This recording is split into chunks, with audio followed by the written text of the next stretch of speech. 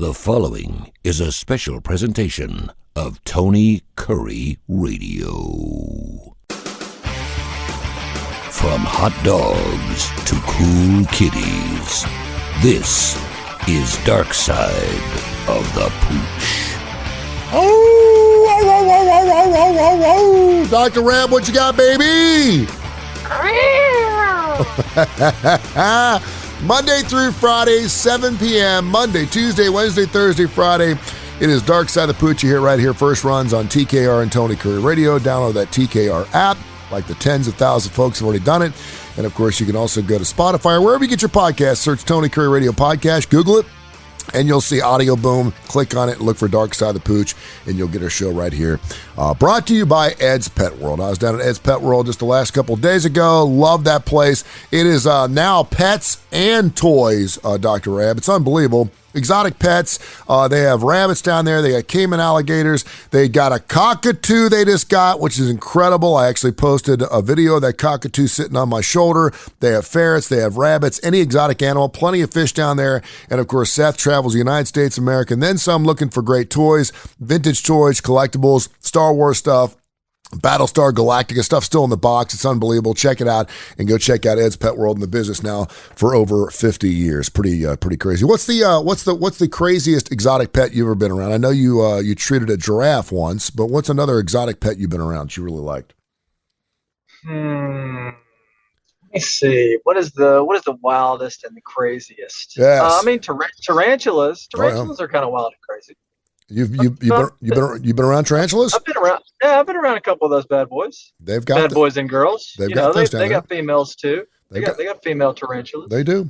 All right, we got a lot to get into today. We got some emails, info@tonykurreradio.net, info@tonykurreradio.net. Send your emails. We got some very interesting personal questions for Dr. Rab that we'll get into today. But I wanted to read this story I just saw came out yesterday. Pitbull owners in Keystone were given just days over the holiday weekend to remove their dogs or risk fines and having their pets taken away. A handful of families received written notices on Friday from the city of Keystone that their pet dog violated the city's ban on pit bulls and similar breeds. The notice gives families 3 days going into Labor Day weekend to remove the dog, or the city of Keystone will take such steps necessary to remove said animal. We've talked about pit bulls a lot on this show, and I know your thoughts on it. I want to get your thoughts again. What's a similar breed? When they say similar breeds to pit bulls, what are they talking about? They probably just mean any dog that has pit bull in it. Okay. Because maybe they think you can get by with saying, oh, well, this isn't a pit bull. This is a lab mix. Yeah. But I mean, I think the ban is very ridiculous. Okay, But, so talk about that, because we've talked about breeds of animals, and we've had people ask you what's the best breed to have. I know that pit bulls have been given a bad rap, but it does seem like it's the sinkhole mentality, right? As soon as you hear about a sinkhole, it seems like there's sinkholes everywhere. When you hear about a pit bull attack, all of a sudden it seems like there's pit bulls attacking everything. But you said on the show, there's nothing about that breed. There's nothing that is pre-formulated, if you will, in its genetics to be a mean dog, correct? Yeah. In my neck of the woods, the breed of dog that's causing the most trouble right now? What's that? A Great Dane. Really? It's attacking dogs, attacking people. So, I mean, it's not a pit bull, and you'll never see any town or, any region put a ban on a Great Dane. True. And there's pit bulls all over where we are, so it's just, I don't know. It's kind of like Jaws, it's like Jaws, where we got to slaughter all the great whites now. They're bad. Got to kill them. So I guess if you wanted to have an attack dog or a defense dog, a dog that's going to protect your family, what would be the best breed to get for something like that? The pit bull obviously is a muscular animal. It's got the look. If you wanted to teach a dog to be a fighting dog, then I would guess that the pit bull would be one of the best breeds to do that, just because of its look and it's just a thick dog, correct? So maybe that. I guess. I mean, I don't know. I've been bit by more Chihuahuas than I have pit bulls. No so doubt. I guess I'd rather have a Chihuahua guard my front door. I've had problems with Dachshunds my entire life. Dachshunds do not like me. I don't know what it is, but wiener dogs, man, they are snippy little animals. It's the nose, man. It's the nose. You're saying my nose? You guys, you guys have similar noses. They're jealous of your nose. Well, I'm jealous of their nose too. I got news for you. There are some days where I wish I could be a dog and just sit around and get my belly rubbed for sure. Darkside the Pooch, Dr. Rab Stewart, Rossbridge Vet on Twitter, the Rossbridge Animal Hospital on, of course, Facebook, and you can check them out at their Rossbridge, 208-0301, 208-0301. You want to do some mutt mail? Oh, yeah. All right, Tom in Sheboygan says, is there such thing as a dog behavioralist? And if there is, why in the hell do you need a behavioralist for your dog? Yeah, a behaviorist is just like it's another board certification. So, there's veterinary surgeons and dermatologists and oncologists and internal medicine, there's a lot of specialties just like in people. So a behaviorist is like a dog psychiatrist. Okay. And they come in very handy when you have a dog that has a behavioral problem, like we're talking about Pitbulls and getting, banned and bit and all that stuff. So a behaviorist can help out in these situations where a dog might be aggressive and, it's hurting people in the home or outside the home, or a dog that's really fearful and is tearing up the house to a point where it's also hurting itself when the owners go out of town. So I think that they are very helpful in helping with those situations. And there's probably situations that they help out with that I don't even know about. Yeah. Okay. So what causes an animal, and I'm assuming this is early on, correct? You don't want to, the old dog, new trick kind of thing, but you want to catch this early. What causes an animal to be incredibly fearful or incredibly destructive? I think the problem is this kind of stuff is not caught early. And so these dogs that go see a behaviorist are probably older, maybe 2 and 3 years old. And the main reason is they're probably not being well socialized when they're very young, because socialization needs to happen very, very early in a pet's life. Within the first 6 to 12 weeks, it's really important. And these pets that don't get socialization with people and with other dogs or cats or both, then they're going to have their tendencies to be aggressive towards people and other pets, or fearful of certain situations or pets, goes up tremendously. And some people think it's cute to have a little dog or cat that bites when they're 8 weeks old and they can't cause any problems. Yeah. But when you have a 12-pound dog that can't really cause a lot of trouble when it bites you when it's 8 weeks old, when it's 60 pounds and it's 9 months old, and somebody's kid gets bit at their house, that's a problem.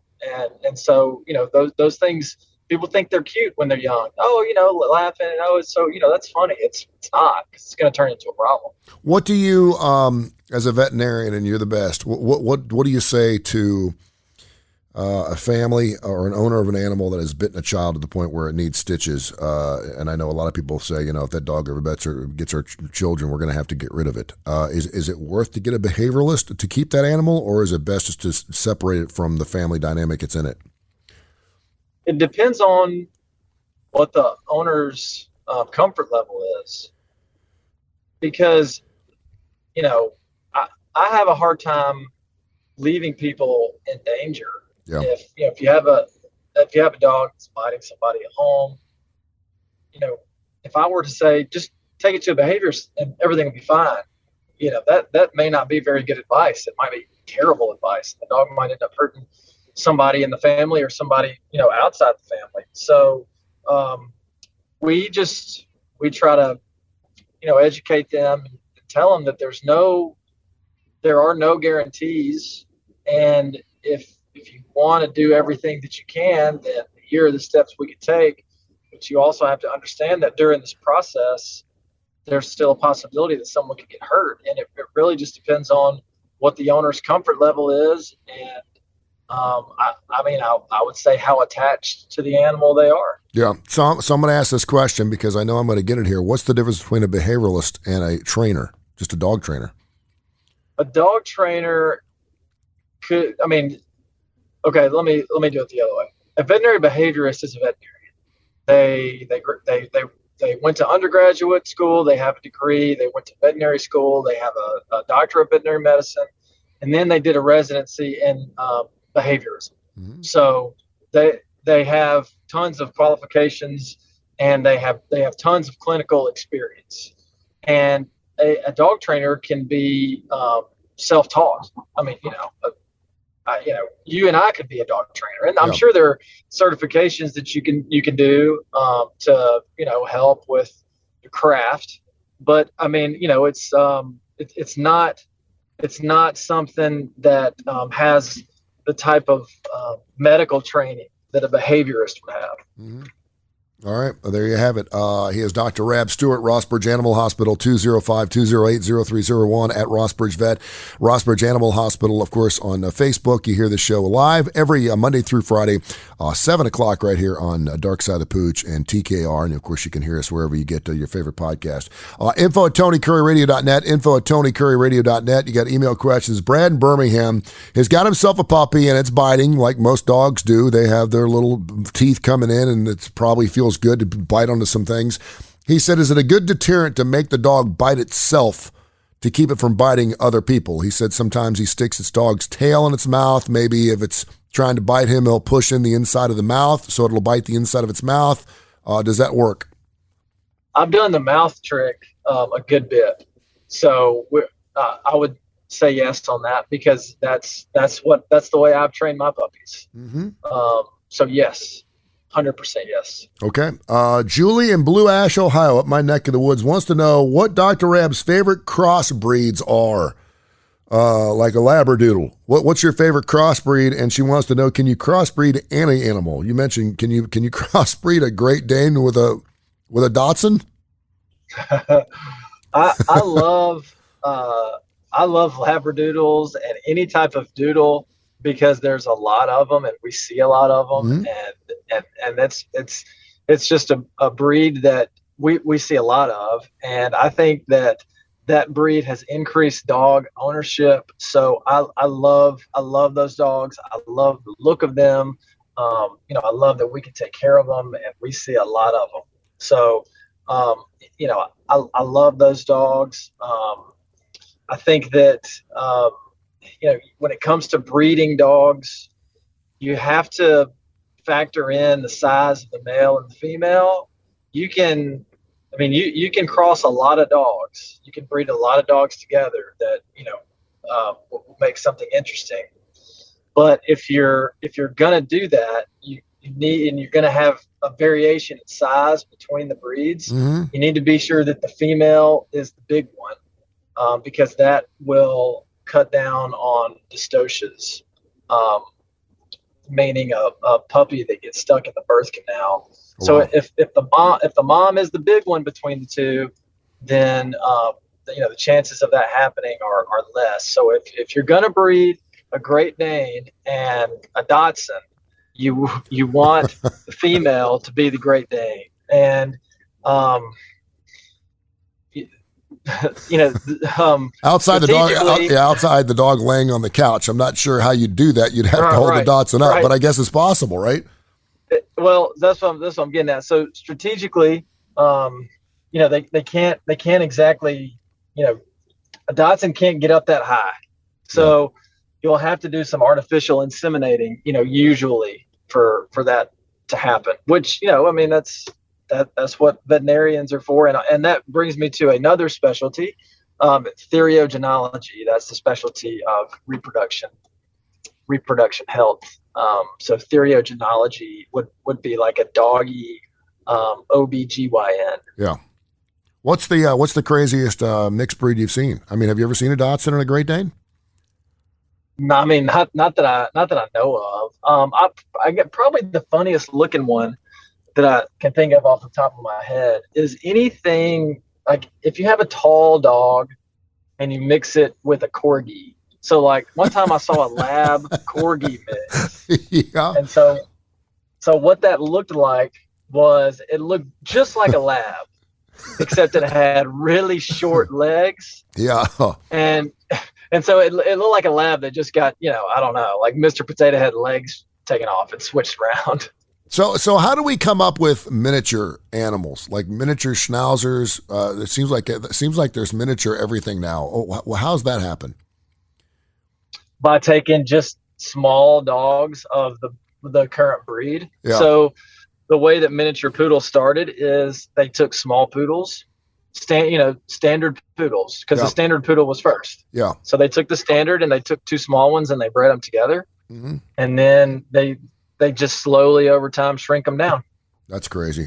Jan in Dayton, Ohio wants to know, are cancer sniffing dogs for real? And if they are, what else can dogs sniff? As far as I know, that they're training them to sniff out cancer. Yeah. And I think that it's legitimate. But other than that, of course, drugs and weapons and seizures. A dog can tell if a person's about to have a seizure. And I've even heard dogs being able to tell what a person's blood sugar is. Wow. On a diabetic person or somebody that is prone to having too high or too low blood glucose. I've heard that dogs can sense that. So now, I mean, I don't know that it's necessarily a smell thing. I mean, a lot of these things are that we're talking about, but I don't know if cancer has a smell to it. Maybe it does, but maybe they just have some other way of sensing it. People say all the time that they swear that their one dog knows that their other dog is going to die soon. So. It's pretty. I mean, it makes a lot of sense whenever you're trying to find a body, unfortunately, and you take the smell of someone's body from a shirt or whatever, and if you've got the dog that knows how to do that, I guess the big question is it trained to do that? It smells it and go out and find the body, which is kind of crazy. All right, info at TonyCurryRadio.net. Missy in Norfolk, Virginia wants to know: has a dog movie ever made Dr. Rab cry?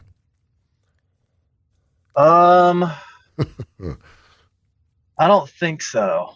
I would have to spend some time thinking about that. But off the top of my head, I don't think so, unless it was when I was like a little kid, Yeah. Old Yeller? I've never seen Old Yeller. You know what? I haven't either. I've never seen it. I know a lot of people are like, what? So you're not drawn to dog movies because you're a veterinarian. A lot of people think that veterinarian, like if you're an airplane pilot, everyone thinks you've seen every airplane crash movie, right? So you're a veterinarian, so you don't really get into dog movies that much. I really don't. And my I love thrillers and suspense and horror. So the only movie that really fits into that category that has to do with dogs is Cujo, and that certainly didn't make me cry. Well, they just came out with the top 10 dog movies of all time. You want to take a stab at any of these? Oh, top 10. Cujo's not in there. What? Cujo's not in there. Old Yeller's got to be in there. This is just dog movies? Yeah, movies about dogs. Old Yeller's number 7. What about Pets? Secret Life of Pets? Does that qualify? That's not in. What about that new one, Dog? Dog's too new. Benji's number 10, Lassie's number 9, Lady and the Tramp, which is a personal favorite. You know the rest of that name of the restaurant that the Lady and the Tramp had, the meatball, where he nudged the meatball across the table? You know what that name of that restaurant was? What was it? It was Anthony's. Yeah. Old Yeller number 7, Finding Rin Tin Tin number 6, Hachi, A Dog's Tale number 5, 8 Below number 4. It's about Alaskan Husky dogs. Isle of Dogs number 3, 101 Dalmatians number 2, and Marley and Me is the number 1 dog movie of all time, they say. And no Turner and Hooch. That's ridiculous. You got to Turner and Hooch in there. That's it. All right. If we didn't get to your email, keep them coming. We'll get into them again next week here on Darkside the Pooch. Info at TonyCurryRadio.net. Info at TonyCurryRadio.net. And for gosh sakes, if you're looking for a veterinarian or even if you got one, go find Dr. Rab. He's the best. The Rossbridge Animal Hospital. It is 205-208-0301. 208-0301. He's the best. I take all my dogs there. I'm going to be taking in Frisco next week to get his shots and everything else that he needs to get. And I'm going to get him shaved down. It's going to be great. Of course, they also will board your animals as well. Make sure you call them ahead of time. Rossbridge Vet at Rossbridge Vet on Twitter, and the Rossbridge Animal Hospital on Facebook as well. And we could not do it without our fine friends at Ed's Pet World. They've been in business for almost 50 years down there in Homewood. I go down there at least once a week. I go down there just to clear my head, man. I mean, just to see all the wonderful animals. They have a brand new cockatoo that I posted a video on. They have everything from water turtles. They have fish. They have tarantulas. tarantulas, they have alligators, they got so many exotic pets. The kids absolutely love it. Their prices are fantastic. And if you're looking for toys, it's about 50-50 now. Seth goes all over the country. He'll get you that vintage toy that you've been looking for still in the box. He goes all over the world looking for these things, and he's killing it big time. So if you're looking for those vintage toys or collectibles, or if you found some in the attic you want to buy, sell, or trade, check out Ed's Pet World. They're great. Dr. Rab, we're out of time. Thank you so much, my friend, and we'll catch up next week. Sounds great, man. Talk to you then. This has been a special presentation of Tony Curry Radio.